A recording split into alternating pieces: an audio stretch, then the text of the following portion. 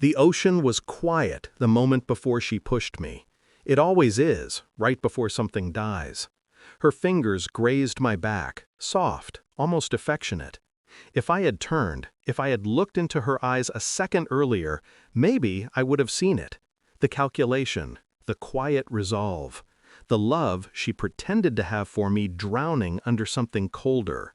But I didn't turn. I just heard her voice, a whisper sharpened by the wind. Say hi to the sharks. Then the world flipped. Salt hit my eyes. Sky vanished behind a violent splash. The yacht lights twisted above me like blurred halos, and somewhere on the deck, someone laughed. Low, familiar.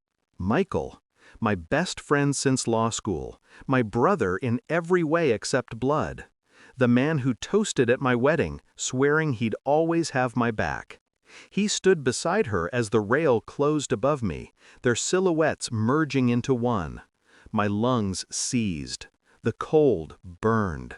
The waves swallowed every sound. And for a moment, one small, dying moment, I thought maybe this was how billionaires disappeared. Quietly, efficiently, too wealthy for witnesses, too powerful for rescue. As I sank, I saw the sharks circling below, shadows drifting like consequences. And I realized the betrayal hadn't begun tonight. It had just completed itself. They thought the ocean would finish their work. But money buys strange things, like a private rescue crew always tracking your GPS watch even when your wife accidentally switches it off. The device rebooted underwater. It pinged. And 3 miles from the yacht, a boat pulled me from the dark before the sharks could claim me. I woke up in the medical bay of my own security vessel, the hum of engines vibrating through the metal bed. My body was shaking, but my mind was terrifyingly calm. Because somewhere between the waves and the blackout, I replayed the past 6 months. Every look, every whisper, every canceled meeting. Every late-night text she hid beneath the glow of her screen.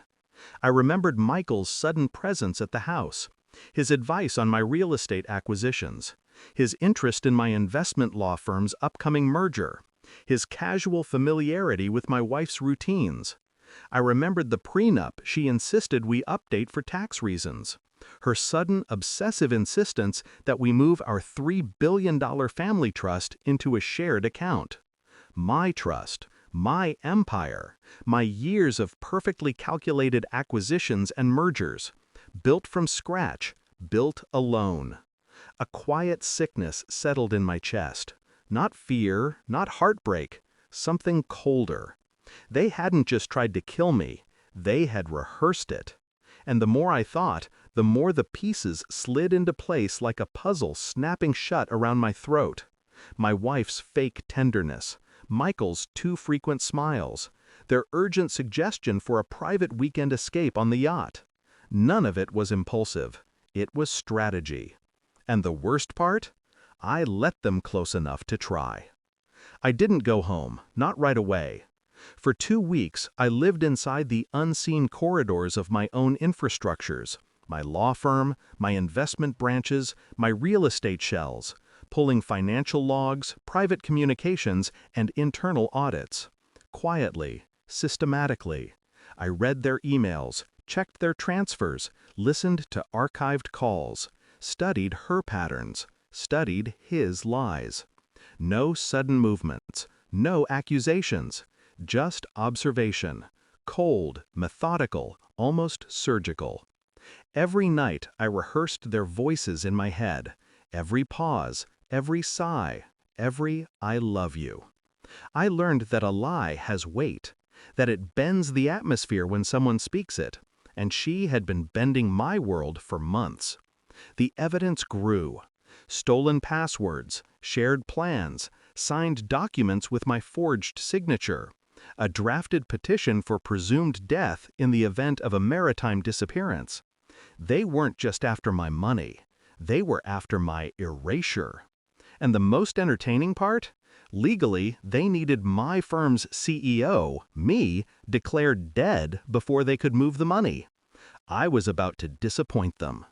The night before I returned home, I sat in my office surrounded by screens glowing with their betrayals.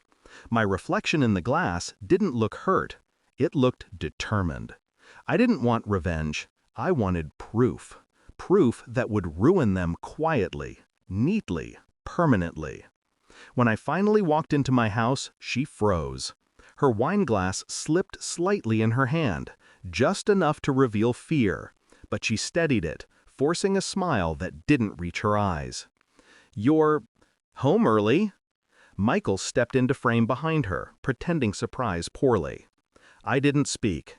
I just set a folder on the counter between us.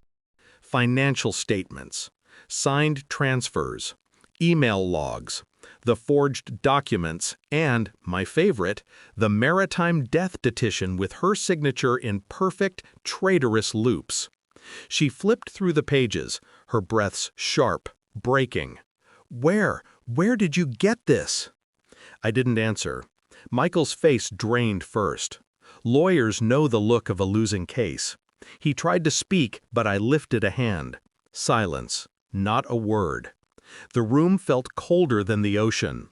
When she finally whispered, "It's not what you think," I realized something strange. I wasn't angry. I wasn't broken. I was empty in a way that felt clean. I didn't scream. I didn't threaten. I didn't even look at them long. I simply slid 2 documents across the island. Her divorce papers, his criminal subpoena. Then I handed them a USB drive, the digital knife they had sharpened for me. "All your work," I said softly. "You did the planning, I only organized it." She began to tremble. Michael backed away like I had turned into something inhuman. I walked to the door, paused, turned back once. "You should have made sure the sharks got me." Their faces collapsed. Neither chased me, neither spoke. And I didn't need to see their world fall apart. I had already pulled the foundation out from under them. The rest would collapse on its own. I went back to the office the next morning and signed the papers that would freeze every shared asset, every partnership, every trust they tried to steal. It took 15 minutes. Funny how $3 billion can be protected with a few strokes of a pen when you're calm enough. As I walked through the glass lobby, people glanced at me, curious, cautious, unaware of the ocean still dripping from my bones. Inside, I felt nothing. Not grief, not triumph, just clarity. Some betrayals don't break you, they sculpt you. And as the elevator doors closed, I realized a truth so sharp it almost felt beautiful. I didn't survive the ocean. I left a version of myself floating there, the part that trusted them. The rest of me walked out, colder, cleaner, and untouchable.